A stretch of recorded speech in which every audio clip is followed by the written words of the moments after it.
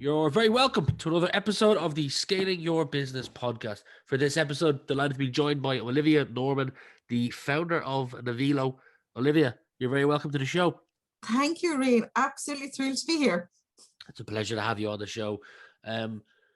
Typical fashion of the show, we did some prep in advance. But we'll keep it conversational. Is a couple of minutes getting to know who you are. Then we jump into all the good stuff related to business, and we'll see where we go from there. And then there's a couple of standard questions at the end that we end most podcasts with, and then that will be it. But let's see where we go. Let's get started. You're originally from Galway. Yes. So take me back. What was life like growing up in Galway? Any favorite stand-up memories or hobbies? Growing up in Galway was, I suppose, like every 1980s kid had to think. I loved going to, there was like a local drama group thing that we used to do, like stage shows and things like that. So kind of from maybe the age of 12, 13, we were doing these shows. What were they called? Oh, they were huge. They were like not musicals, but it was dancing, singing, acting, all that kind of business. Yeah. So great foundation, because for building confidence, getting up there and doing all these shows and traveling around the place, it was brilliant, absolutely brilliant for creativity, for confidence, everything. And the other thing I used to love was horse riding. So, but then once exams and stuff comes along, those things kind of, fall off, and then you go to college, and, that kind of part of life then kind of takes over. But yeah, in terms, I say, when I'm looking about it now and thinking about, even our conversation from last week, business is all about confidence and being able to step up and speak to people, listen to people. And I said, now that I'm thinking back, kind of going, yeah, that actually was a really good basis actually for a business. For sure. You mentioned horse racing. Strangely enough, I'm about 500 meters from Fairless Racecourse. Well, horse riding now more so than horse racing. Gotcha. Yeah. So you told me last week that you were kind of born and raised in Galway, but at the moment you're living in Cork, and yes. I believe the route that took you there was university. Yes. Yeah. You want to tell the audience how you ended up in Cork? Yeah, so I would have, life in Galway until I think was like 23, 24, giving away my age here. And then, so I would have started college originally in UCG. I tried a science for a year, absolutely hated it. And I said no. Then I ended up going over to the University of Bristol to study pharmacology for supposedly 4 years. And then after about 3 months, I absolutely hated it and said, oh, I can't do this.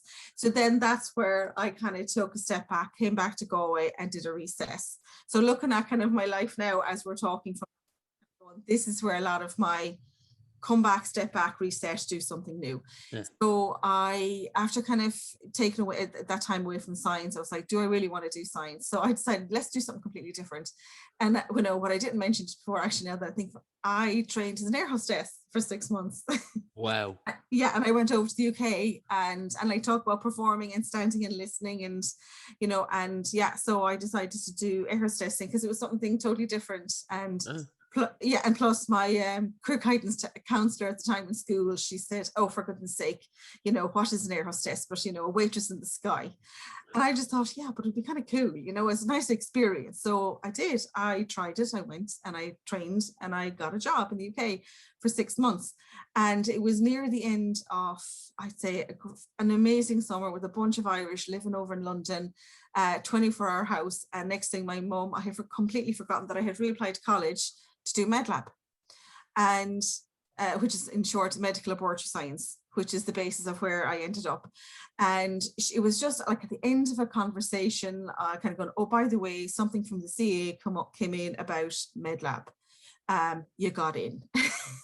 And so the backstory slightly on that was that when I had come back from the UK kind of going, oh, what am I going to do in my life?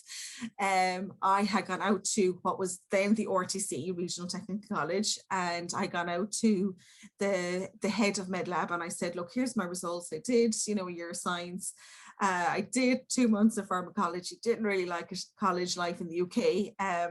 And I said, but I think I'd like to do this. And he looked at my results and he was so mean. He just looked at me, he said, I wouldn't bother reapplying. You won't get it. So I'm like, okay, surely, and he goes, no, wouldn't even bother. So I said, you know what? So that was that, kind of determination going, fine, I'll prove him wrong. And I went and I reapplied and I got MedLab, but I completely forgot I applied for it because I was off having fun in England. And I literally remember sitting down, I had a night with my buddies in the house over the UK going, which road do I take? Do I stay doing air hostessing or do I go back to the RTC and do college? And I just decided I need to go back. So I did. I literally packed up and arrived in to the I call it GMIT now, but I just remember going from a big university where you can hide in the lecture halls, and then the RTC is completely different. It's these small classrooms, and I walked in going, oh, I just do. But and then the lecturer, the guy that told me don't apply, I met him and he looked at me and he goes, you look familiar. And I said, yeah, I said, I was here last February and you told me not to apply. And I says, well, he did. And I got it. And to be fair, he made my life hell for the first 2 years. I'm not joking. He was just so mean. But you know what? It was really good because I really pushed myself. And after the first year in MedLab in Galway, which is really, it's not an easy course. It really is head on, really hard. Yeah. And I decided at the end of first year, do I really want to do this? So I rocked into the hospital in Galway during the summer and I said, look, and at the time they had this thing for students where if you work for, I think was it 200 hours for free for somebody, at the end of it, the government will pay you €600. So I said, grand, I'll do that. So I went into the lab and I went into the biochemistry lab and I said, I'm offering you 200 hours for free. And I had another job at the time. So I was 5 days working in a job and my 2 days off, I was going into this lab. And after the first 2 weeks, they were like, not too sure this is going to happen. And then when they realized, when I discovered what I was able to do, they said, okay, whatever hours you want, we'll work around you. This is going great. So I did that I literally worked the entire summer, 7 days a week. It was a bit ridiculous. But by the time I come in second year, I nearly knew more than what the lecturer was because I was up to date as to what was happening because I was working in the quality department. Yep. So I get to know everything that's going on and, tracking things and stuff. And when I think about it now, it's actually all of this experience has been fabulous for setting up a skincare company because you need to track all this information. You need to be on top of it. So I did. So that's, and in Galway at the time, you needed to do 3 years in Galway. And then after that, if you wanted to finish your degree, you either had to go to Dublin, Coleraine or Cork to finish the degree for 2 years. And I just said, don't want to go to Dublin, don't want to go to Coleraine. If I'm going anywhere, I'm going to Cork. And you had to get the top 5 places in the college. And I was number 2. I got number 2 at Cork. So I did. I toddled down to Cork and I spent 2 years here and to get my degree. And in the middle of that, I started working in the blood bank in Cork. Because the head of the blood bank at the time, he was lecturing us. And so after my first year in Cork, he said, I'd like to offer you a job in the blood bank, which was amazing. So I was straight in doing cross matches for people, real proper med lab work. I didn't even finish the degree because he said, no, you're finished your blood bank work after 4th year. So let's get cracking. And that's what I did. And it was that summer then that I met my husband. And so, yeah, he's from Cork. And at the time he was living in France. But fair play to him, he came back after a year. And once I graduated from college, we moved in together and I just never left Cork. So at this stage now, I'm longer in Cork than I am in Galway. So so that's how I ended up in Cork and ended up doing, the blood bank work for a couple of years. And then eventually got a job then in the Mercy Hospital. And that's where I was working then for about 16, 17 years. That's a great background. 3 words that I wrote down that came to mind when I was listening to you talk were driven, determined, and energetic. I don't know what the listeners are thinking, but maybe we're aligned. I want to move on from Cork, but I know there's a gap between, let's say, the blood bank days and Naivilo, because Naivilo was 2019, so there's a good gap there. Let's spend a bit of time of this podcast now talking about building up to Naivilo, because that's going to be the latter half of the podcast. I know you went on a career break and moved to the US for a while. I think you moved to the US twice, and you've worked in a lab as well. For the audience, I'm going to let you explain and connect the dots there between the blood bank and thing. And I'll interrupt between here and there to throw in questions that the audience might be thinking. Cool. Okay. I suppose so. So after the blood bank, I think I was there for about 2 years, and then I moved to the Mercy. And while I was there, myself and my husband, we bought a really old secondhand house and did it up. So literally I used to spend, days working in the lab and evenings and weekends doing up an old house. And then we got married, and then my husband got a new job where he was being sent over to the States. So we were literally married, I think it was about 3 or 4 months, and he took off. He literally had to move straight over to the States. So he was in the States for about 5 months before me. So I was here, finishing up, doing up the house, and working morning, noon and night, because our dream was to actually at some stage go off traveling together for about 10 weeks, to do Australia, New Zealand and all of that. So we had decided, right, you work all the on call. And to explain to the listeners what on call is, it's working back then, say going back 20 years ago, you were working 24-hour shifts. So you come in, you work your normal 9 to 5 in the lab, and then everybody goes home, and then you're there in the lab by yourself working whatever is coming in through A&E and whatever hospitals until 9 o'clock the next morning. What was that like? Horrendous. It was. And like I said, it's because you weren't constantly working. Like that's why they call it an on-call service, is in, if a patient comes in, they need bloods done, they call you, and then you go up to the lab and you put the bloods through. But like a lot of the times, you could be working 5, 6, 7 hours through, and you need to go to the bathroom going, okay, I need to go do that now. But you had to be awake. Like, I don't Yes. know. I can't remember the last time I had a 24-hour stint awake. Yeah, no, it is. And it does not do your body well. It really doesn't, because, but you know what nurses do, what doctors are even worse. They were doing 48 hours, full weekends. It's cruelty. It really is. But the trouble is with that system is there's not enough staff to be able to do shift work, where somebody's coming in maybe at 8 o'clock at night or something and doing that. There's just not enough med lab staff to do that. So it ends up that. Can I pause you for a second? If you were in charge of fixing that system so that there would be enough staff, what would 1 or 2 things you'd do? I suppose in terms of for the med lab part of it, the tests needs to be, kind of narrowed down to the few very basic tests, because some of them can be a little bit cumbersome to do and maybe not needing to be done as an emergency at night. So that kind of would take the pressure off you, do certain tests.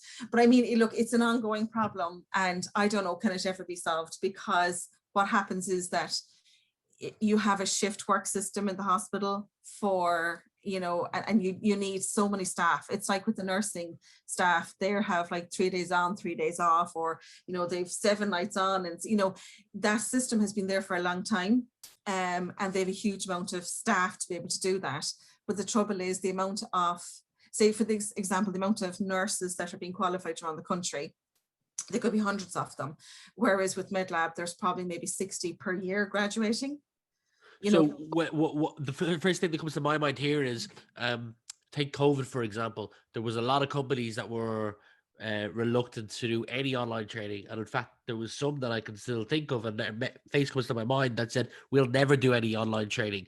But when push came to shove and COVID happened, they had to do it. Or if I give my friend, if, for example, I live with my brother, and if I say, it's his turn to do clean, and I'll say, I'll be back in 2 hours, he'll take 2 hours to clean. But if I say I'll be back in 30 minutes, he'll have it done in 30 minutes. So the reason why I said that is, what I'm jumping at here, based off what you're saying, is maybe more places on courses available, so that in a couple of years' time, there's more people available to do the things that you're talking about, to take the stress off other people.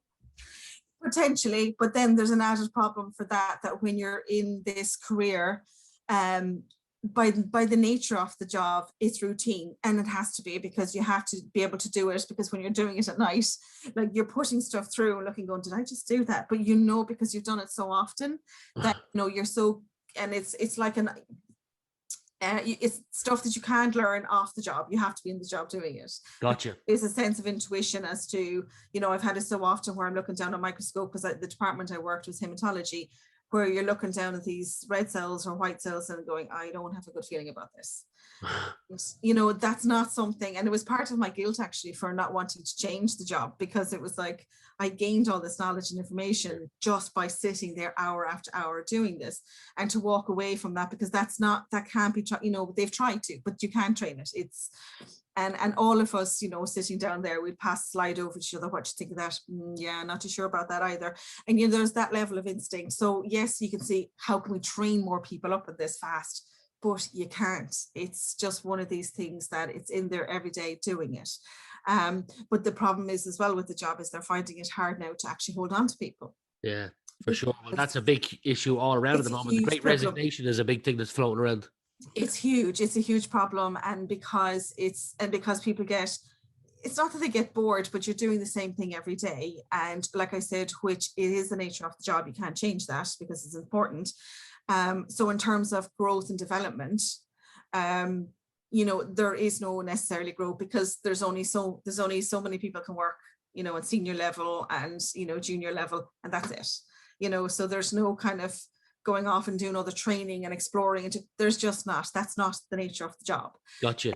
You know, so that's why there's a lot of problems then that people are moving on, or people are graduating and they're going in then to work in either industry or pharmaceuticals and stuff. They're not even going into the hospital. So even if you piled on, you know, 10 times the more students going in training in it, you still may not get that at the other end. It's just the nature of the job. So how can you fix it? I don't know.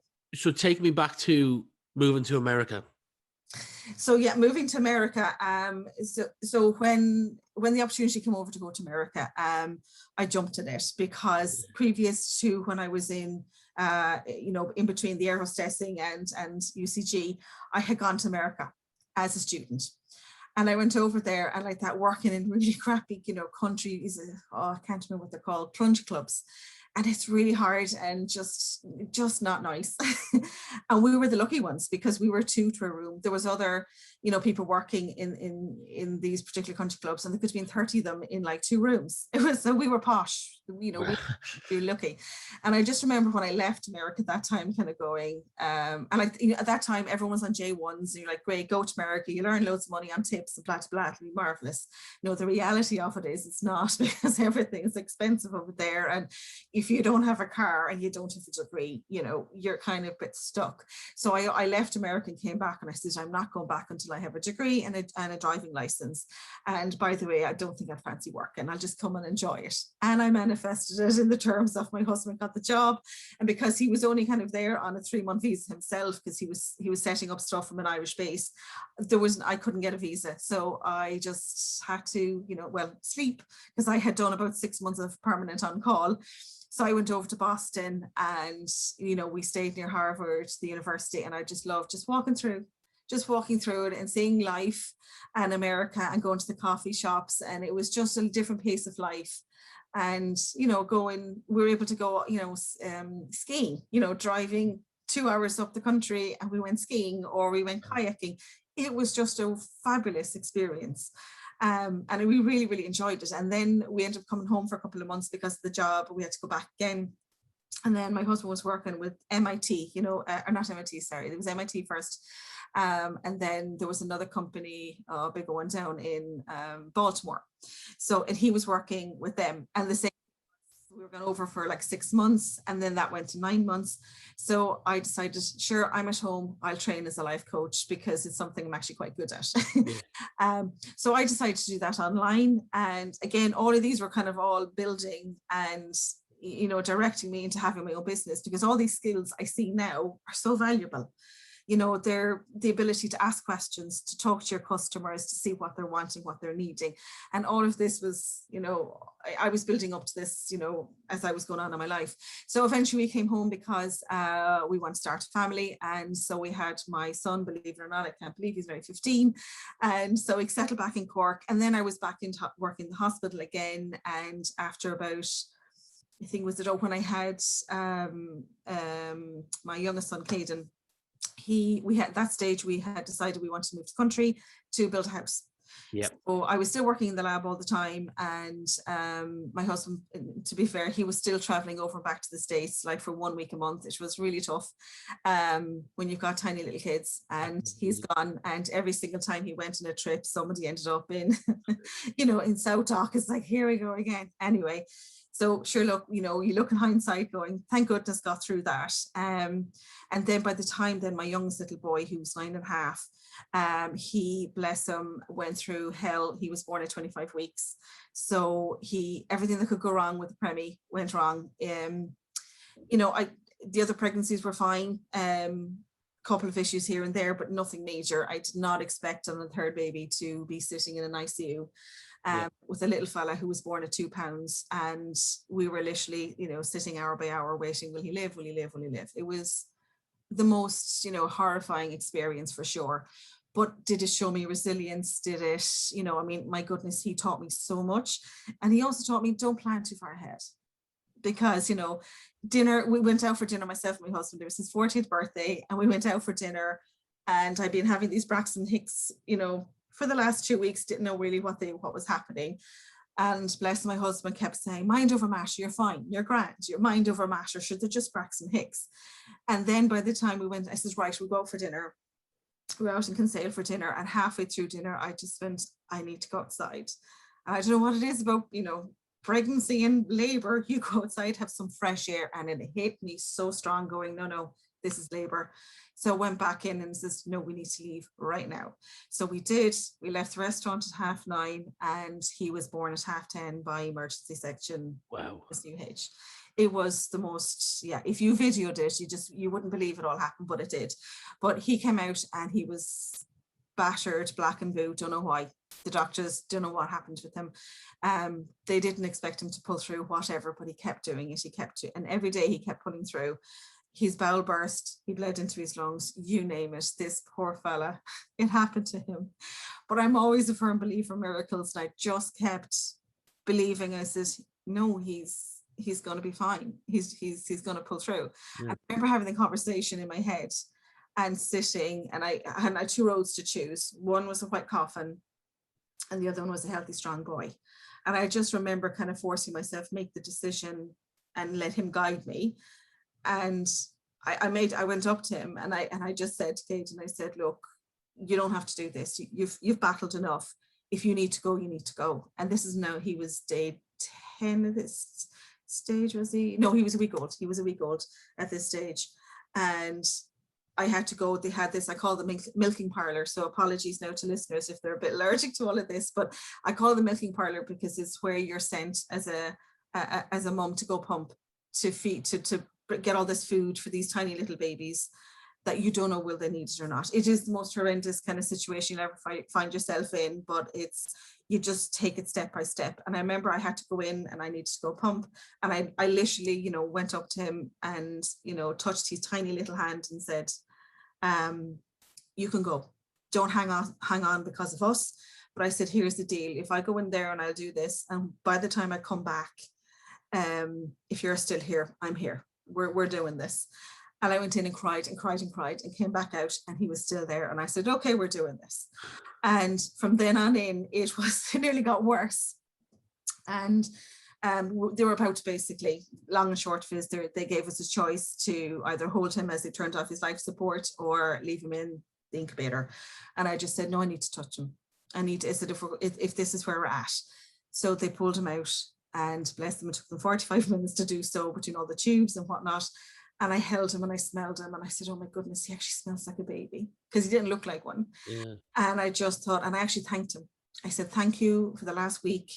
You have been incredible for just giving us this gift. And, I'm here for you. We're going to do this, but if you're not, don't hang on for us. And that power of touch and that connection, his heart rate came up. All his stats were just amazing. And the consultants looked at us going, oh my goodness, put him back in. Let's see where we go. We have another 6 hours. Let's see what happens. It was the most, mind-boggling situation you'll ever find yourself in, going, oh my goodness, okay, let's keep going. And the doctors just said, okay, if he goes down again, get him out and put in his mother's arms. Yeah. It was that powerful.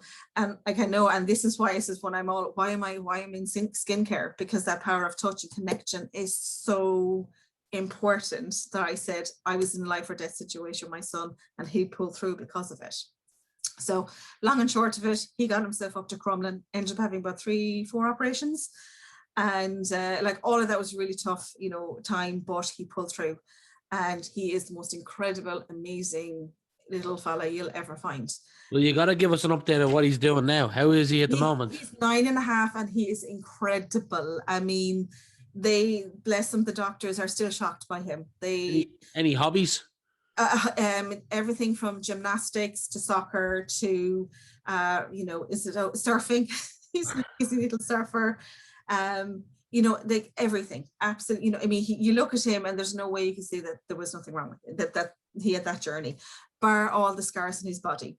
And I remember having the conversation with him one day as to, he's like, I was explaining to him kind of in as much as knowledge that he needed to, that his body went through an awful lot, and you had this operation for this one, and that explains those scars, Mom. And he's and to be fair, even I was having a discussion with him about vaccines, and I said, the vaccines are available now for your age group. What do you think? Is it something you want to do, or what do you think?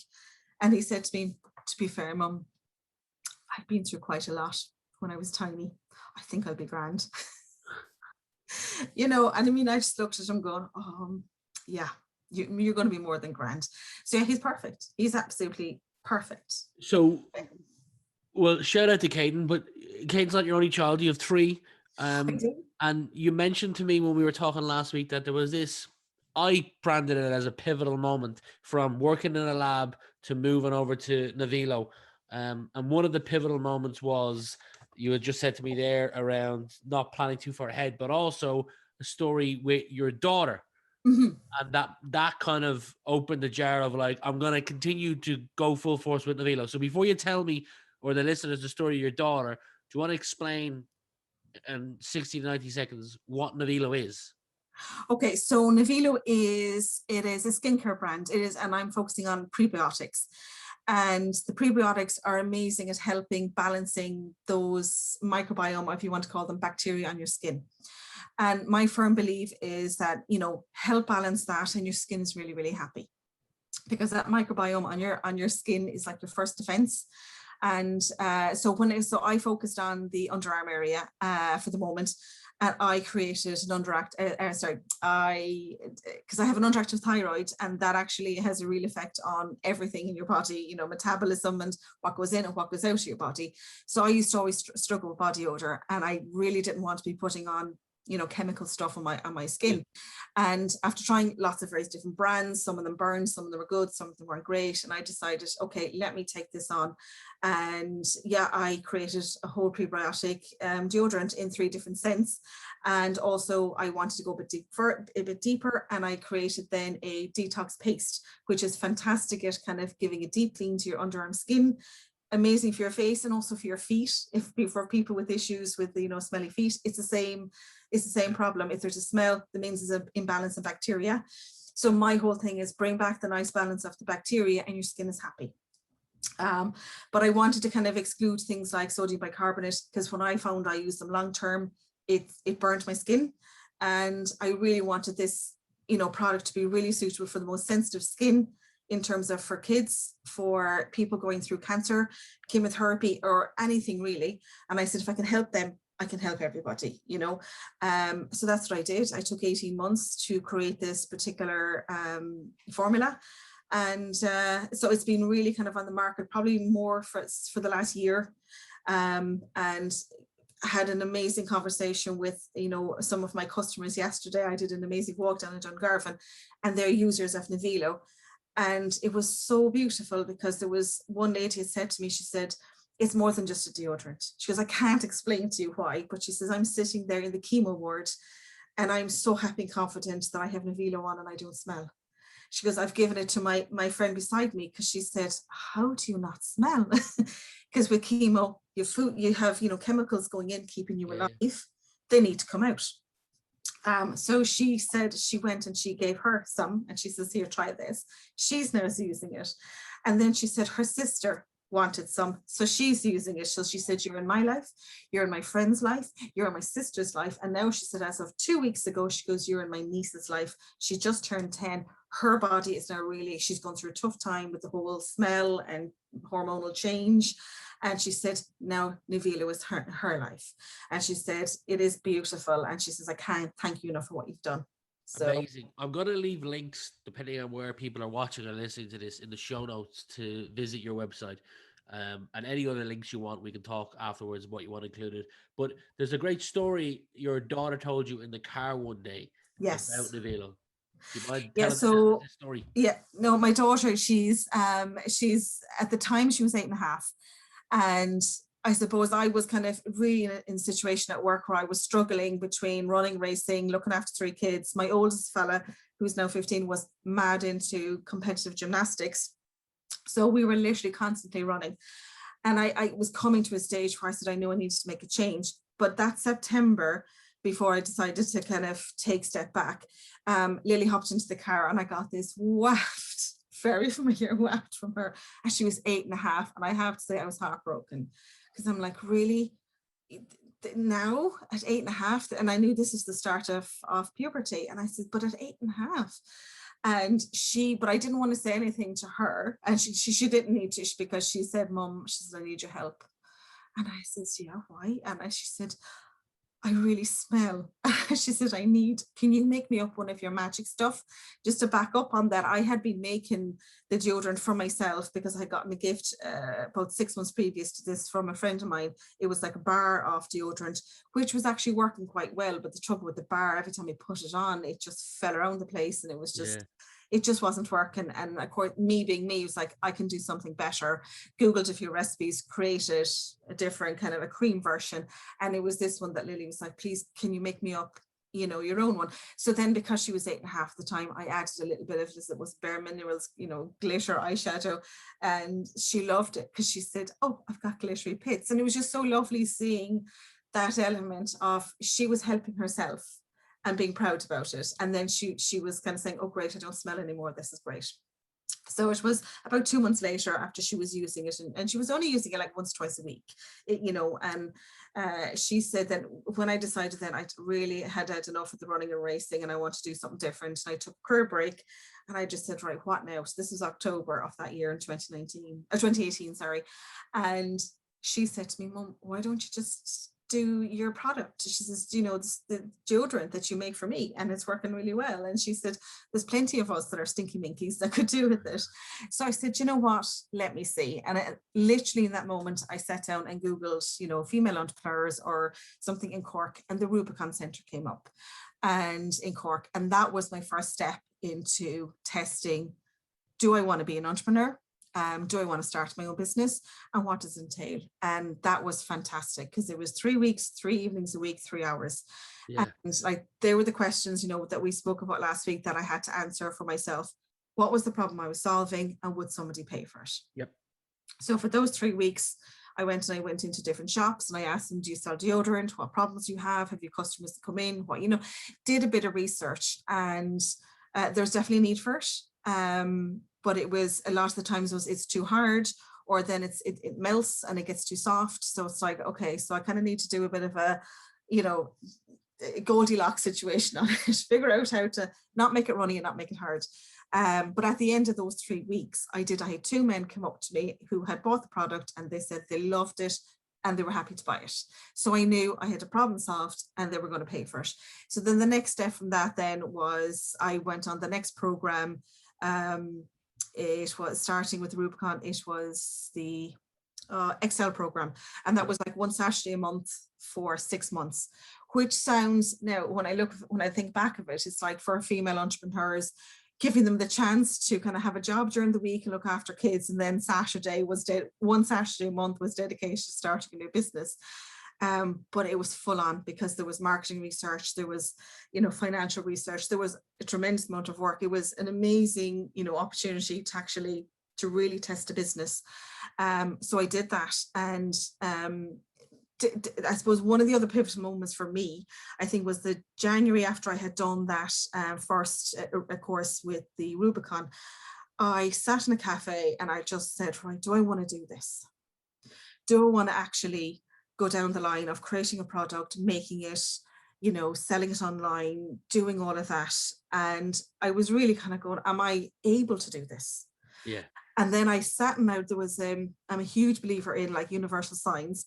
Sitting in the, there was a paper there, and I sat down and I read, and at the very bottom, there was an article by a journalist who read a review about a scientific study that was done on pregnant women way back in '99, and it was measuring their levels in their blood of various, you know, things that you'd find in cosmetics, silicones, parabens, all this kind of business. And they measured them then, and they measured them in the children.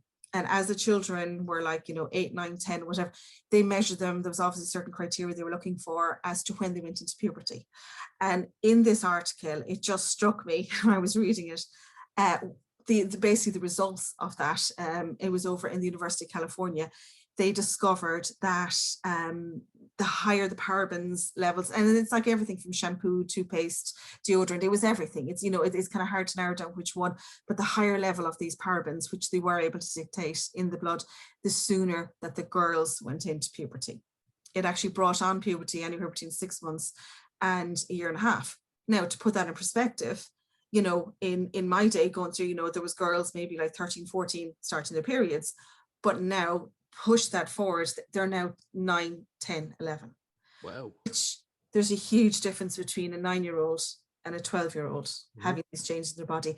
And then when I'm looking at so many other friends, they're now going through on the other end of that they can't have children, that they are going through IVFs, and there's all of this kind of going on. So the sooner you're starting puberty, you're taking away that time at the end of, you know, so I was like, oh my God, this is a really huge problem. Yeah, it's a massive one. We need to kind of really think, what are we putting on our skin? In every sense of the way, not just a deodorant. So I think I just focused on deodorant because that was one thing that I think, because I was able to kind of think about the scientific part of it, which was the bacteria. And I went to, so I was building the business all along and learning and researching and talking to customers and figuring out what it is they wanted. And then I went to a formulation conference in the UK, and that was November 2019. And that blew me away, because that's where I discovered the joy of prebiotics and what they do.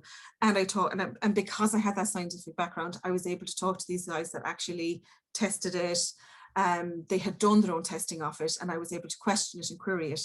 And I said, this is the way forward. This is what makes Naivilo different. I'm not just hiding smells. I'm not just trying to put a perfume on something. I'm actually coming up with actually a solution. Yeah. And of course, I wanted to bring it that step further, and I wanted it as the cream. And I looked at doing it as a roll-on and all this kind of thing. And then when I was sitting with it, I was like, okay, I want to be able to change something here. And with deodorant, people are like, roll on, spray on, and go, don't think about it. But I decided along the way that I said, with the amount of breast cancer that are coming around the world, and this is not me kind of be controversial and saying, oh, deodorant is causing it. It's not. But for me, it was like, if I can normalize touching your skin on your arm, and if I can do that with kids to begin with, how beneficial will that be in their life? That it's normal for them to lift their arm, to check on their arms, to put on the deodorant. Is there anything changing happening? Yeah. If I can normalize that as like a 9, 10, 11-year-old, you know, they'll spot things way sooner than spray, go, you're not even connected, don't want to touch. Yeah. And so I think there was that element of it. And then I looked at the plastics. I said, no, I don't want plastic. And I wanted it to go down the line of glass, because at least it's reusable, it's recyclable. And when I looked at the cardboards of stuff, I struggled with them, because I said I bought several samples from different brands and I tried them, but I found the minute you're rolling this thing on your arm, you're like rubbing the cardboard off your skin, and it's just not nice. And then to bring it a little bit further, and again, apologies now to your listeners if they're a bit squeamish, when I was thinking about it, it was like when you're rubbing, you know, this like a roll on or whatever, part of the ingredients in these roll-ons are actually to stop the growth of bacteria and dead skin going off in the product. Because as you're rolling the deodorant on, what you're doing is that you're taking dead skin and bacteria and you're rolling it back into the product. So that's, and then you come the next day and you roll it on again. Like, unless you're really, really, really good in cleaning your skin. So now you've got, you know, this is, the reason I talk about this is because this is one of the big problems and the big challenge of getting somebody to touch the underarm skin. They just don't like it. They're like, ooh. And I keep explaining to them, saying, okay, if you took, particularly as, and tremendous amount of men are using creams in their faces now, which is fabulous because they're now looking after their skin. But what I would say to them is, would you take a roll-on, facial moisturizer and roll it on your skin and your face?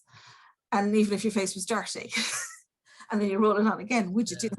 No, I wouldn't do that. And I said, yeah, but the skin under your arm is the same thing. It's clean.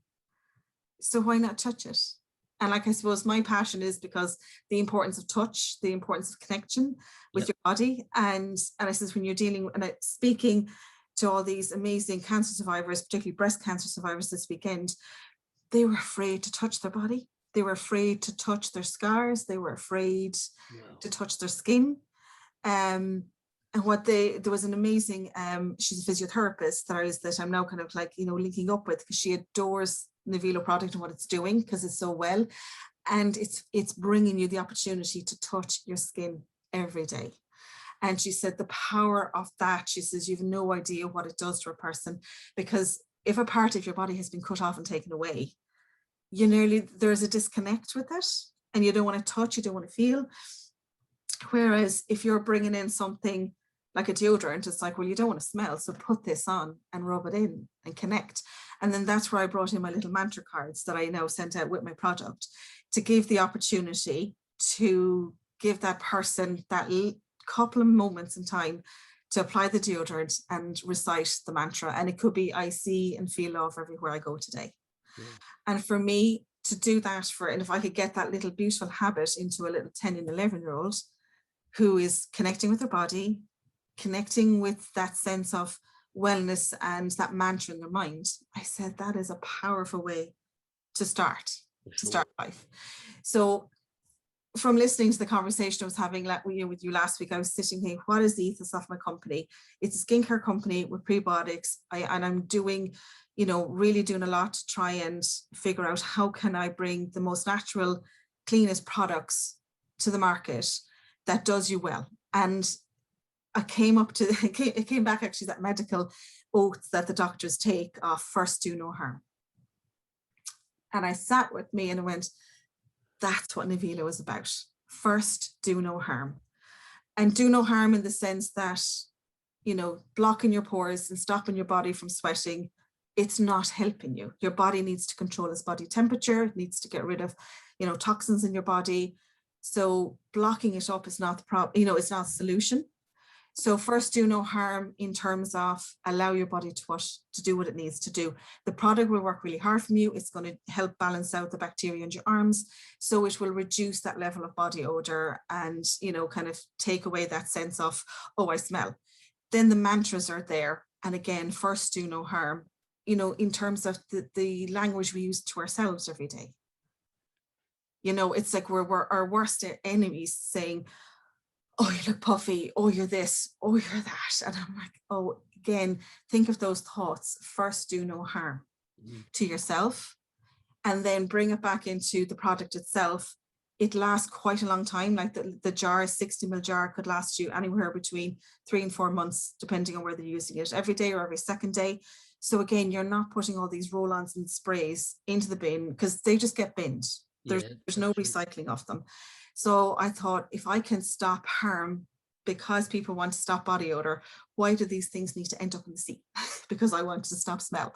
So again, it's the environmental element of recycle, reuse, do no harm.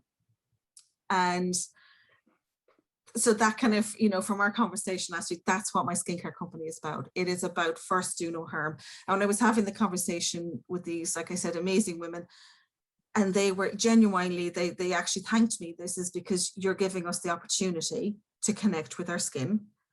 And they were like, and we do recite the mantras.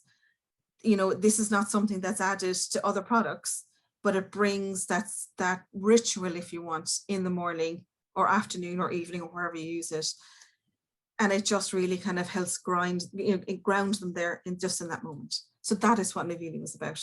Brilliant. I've got 2 more questions for you. But before I do that, I was thinking, any business I've started, one of the things I'll do before I started is kind of look at how big is the audience for the business. So whether you're talking when I was 17 and I was a DJ back in the day, and I used to run events in the village for teenagers, and I was like, well, what's the maximum size audience we could get to determine the venue that I was going for? And you lay out all these plans, and fast forward to other businesses, agencies I've owned. But when I look at yours, everyone has an armpit. So 7.8 billion people is your market. But I did have 2 questions for you. Naivilo itself, I'd like to think that if we fast forward to 2024 or 2025, that this is a household name across the country of Ireland, and I'm sure you have plans to go further than that as well. So what are you doing today to continue to grow the brand so that it goes in that direction? So it goes that direction. I suppose my USB and what I connect with is that sense of education. Yep. It's a huge thing for me. So where it might be a slow burner getting, and like I said, my customers that I was even talking to this weekend, they're the ones that are telling their friends, telling their daughters, things like that. So it is growing beautifully in that sense. So what I think what I'm focusing at the moment is growing that connection with my customers, that level of trust. Because you can see yourself with the social media and marketing, like, you know, people are just, they're wising up to all of it, that they're not being fooled anymore. People are tired of being told this will do this, it'll plump you up, it'll do this. But at the end of the day, it doesn't, and they're being let down. So from my perspective, what I'm working on is growing that level of trust and then getting that scientific proof. So I've just literally started a scientific project with the MTU, formerly CIT. And I have 3 fabulous 4th year students, and they are doing the testing, and we are getting, we're getting participants or to take our, swabs of their armpits and switch over to using Naivilo for 2 weeks and then testing it at the other end. No, this is like, this has been started. This was 2 years ago I started this connection, but it didn't happen then because of COVID, because I was literally about to start and everything was pulled. But you know what, these things, it's like I said, divine timing. This is perfect, because at the time people were finding it hard to get people to volunteer, because they're like, ew, swabbing your armpit. But 2 years on, everybody's had things up their nose. So under armpits, happy days. Do you need 2? I'll give you 2. So I suppose my perspective is, and for me, I want that scientific proof, because it's what I believe it's there. So that is step 1. And the second step then is growing it. And it will be getting investment. It will be, outsourcing production eventually. But I think the grounding that I'm doing now and setting the intentions, the mission from the company, if you want to call it, or the intention, it is always about the customer and their experience and what are their needs. And where do they want to buy the product? Because that's the other question people ask me, is like, are you in shops, or are you going into chemists? And I've asked my customers, I'm like, do you like the fact that you can buy directly from me? Would you like the option of subscription service in the future, where, how I love to say it is, your deodorant turns up 3-4 months, in the post, no sweat, it just turns up, so you don't have to think about it. And they're like, yeah, I actually really like that. And because they know they're getting it from me, or they're getting it, from, either a fulfillment place that I have vetted, has made sure that is giving my customer that experience that they're wanting, as opposed to going into other shops. And this is a fresh product, it has a 1.5 year lifespan. So it can be sitting in, warehouses ready to be shipped around, or sitting there for 2 years. It's not. These are, it's like with the food. Would you like to eat something that's, freshly prepared or needs to be eaten within 3 days? Or do you want something that has been sitting there for months and months and months? Very true. And that's kind of where I want to go with it. So word of mouth springs to mind when you talk of the first thing you mentioned. And so I got 2 things. The first thing, word of mouth springs to mind. And the first thing that came to my mind then was peer-to-peer reviews are so powerful, because you were talking about people are not kind of being fooled into a lot of these things that we are today. G2.com, don't know if you've ever heard of it, but it's big in the business to business world. It's one of the top most visited sites in the world. I think it's the second most visited site in the world. Essentially, it's just where, like, take Salesforce as a software or Microsoft as a software company.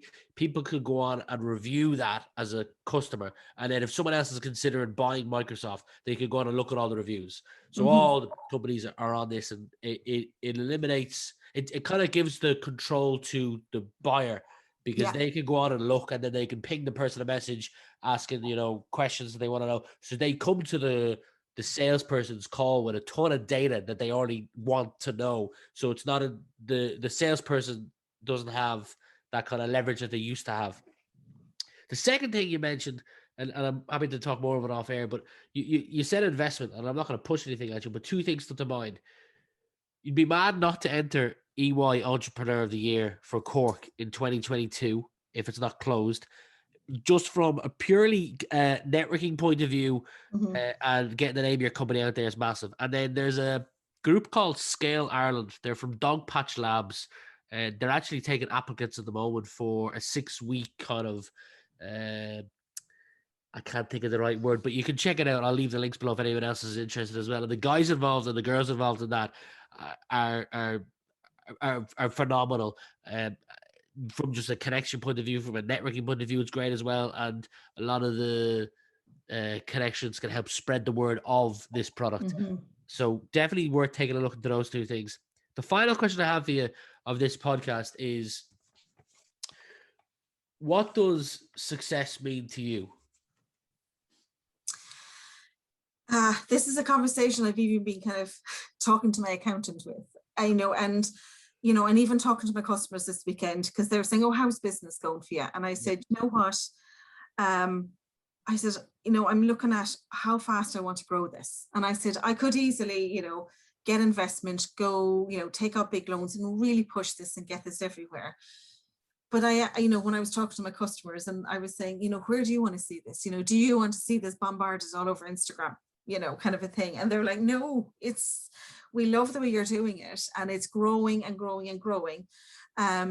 So for me, the success was listening and like getting an actual text messages then and DMs from my customers kind of going, like one of my most wonderful ladies, she got back to me and she said she was about to get Botox on her armpits because she said she could not cope with the smell.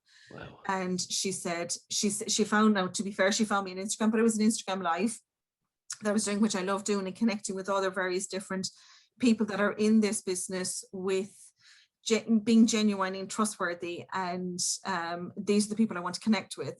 And she found me in this live and she said, okay, I'll give it a go. So she did. And she got on to me and she says, holy moly, she says, I've done them all. I've done the ones that block your pores for like 3 weeks and that doesn't work. And she says, this has changed everything for me. So my mission in this is like one customer at a time. And I have a tagline, I'm changing the way we use deodorant one armpit at a time.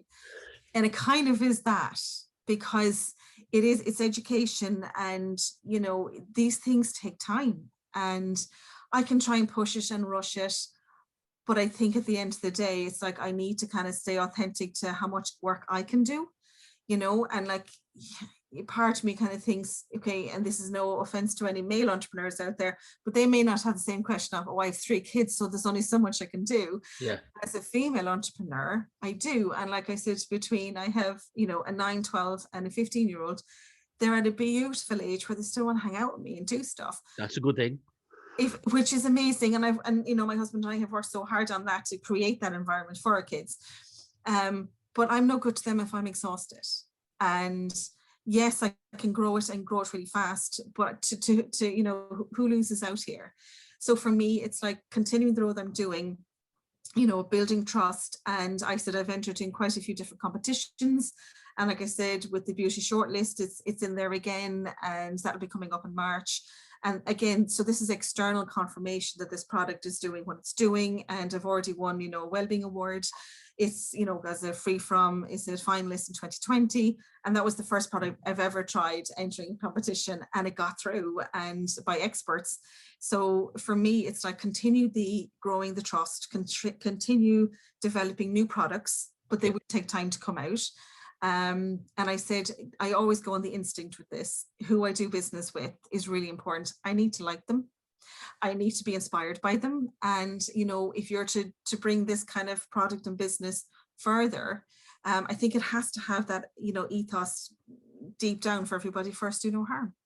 And if somebody, you know, coming in and saying, great, we can sell loads of these on blah, blah, blah, blah, you know, get them into Target in America. And I said, yeah, but that's not where my customers are looking to buy it. Yeah. So, you know, that's not where I need to be right now. So it's a case of watch the space. And it is, and the fact I got even a DM from somebody, you know, a beautiful life coach who works with women, and she's a nurse. And she said, I'd love to do something with you, because she says, you're such a strong, you know, incredible Cork brand. And I'm only on the business, you know, for a year. Yeah. And I'm going, oh, wow. So whatever I am doing is working.